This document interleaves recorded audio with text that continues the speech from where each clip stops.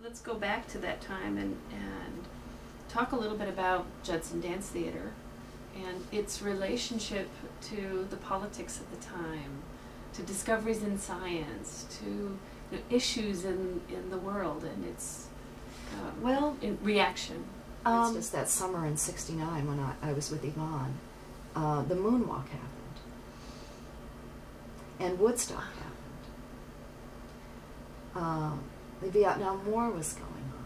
Civil rights marches were going on. I mean, I had been involved in that through college in '68 before I came to New York in '67.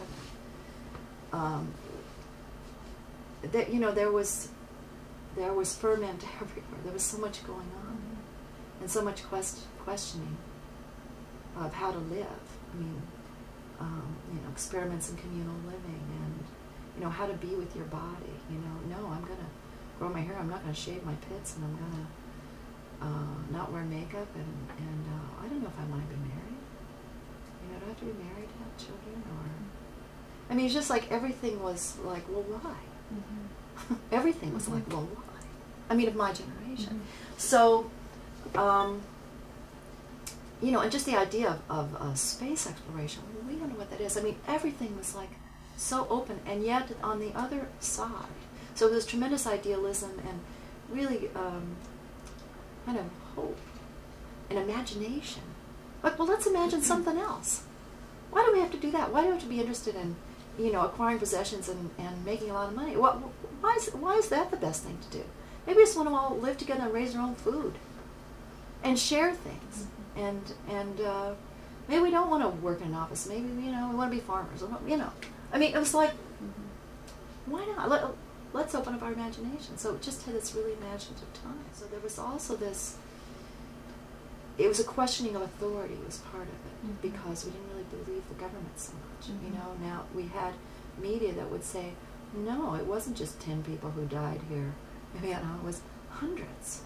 You're not being told the truth. Yeah. You know, and so I think that was part of why the questioning was going on too, was that we didn't really believe the authorities anymore. We weren't blind in that way. So it was sort of like idealistic and cynical at the same time.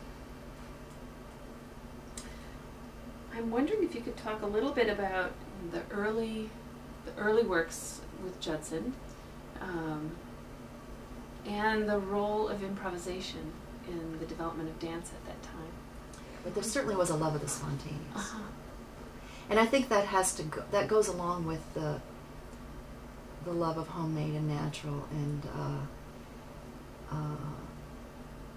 you know, and the freedom that Merce put into it. That there was not just the chance procedures that he involved in doing his work, but there was indeterminacy, in which there would be elements in the choreography where the dancers had choices.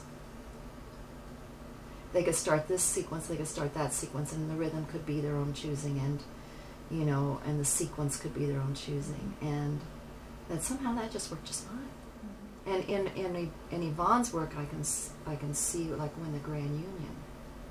I mean, we had choices.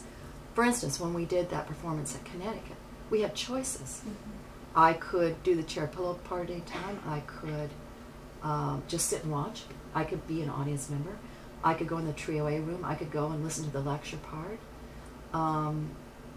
So my experience was my experience.